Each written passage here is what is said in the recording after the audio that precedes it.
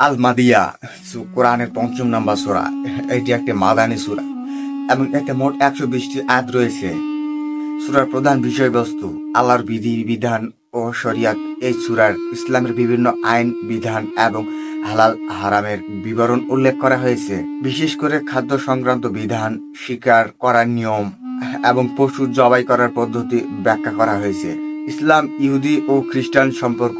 এখানে ইহুদি ও খ্রিস্টানের অতীত কাহিনী, তাদের ভুল ত্রুটি এবং তাদের প্রতি ইসলামের দৃষ্টিভঙ্গি তুলে ধরা হয়েছে। প্রতিশ্রুতি ও দায়িত্ব। মুসলমানদের আল্লাহর প্রতিশ্রুতি রক্ষা করার নির্দেশ দেওয়া হয়েছে এবং প্রতারণা ও বিশ্বাসঘাতকতা থেকে বিরত থাকার আহ্বান জানানো হয়েছে। ইসলাম ও নেতৃত্ব। ন্যায়পন্থায় শাসক ও ইসলামী নেতৃত্ব কেমন হওয়া উচিত তা নিয়ে এই সূরায় আলোচনা করা হয়েছে। হজ ও উমরা সংক্রান্ত সবকিছু বিধান এখানে বর্ণিত হয়েছে। বিখ্যাত আয়াত আল মাদিয়াহ ৩ আয়াত। আমি তোমাদের জন্য তোমাদের দিনকে পরিপূর্ণ করে দিলাম, তোমাদের প্রতি আমার নিয়ামত সম্পন্ন করে দিলাম এবং ইসলামকে তোমাদের জন্য জীবন বিধান হিসেবে মনোনীত করলাম। সূরা সম্পর্কে যদি আর কিছু সকল তথ্য জানতে চান তাহলে অবশ্যই কমেন্টে ফাটাফাট কমেন্ট করে ফেলুন। ভিডিওটি আসছে পর্যন্ত। ভিডিওটি ভালো লাগলে একটা লাইক করতে পারেন, বন্ধুদের মাঝে শেয়ার করতে পারেন। ভালো থাকেন, সুস্থ থাকেন। আল্লাহ হাফেজ।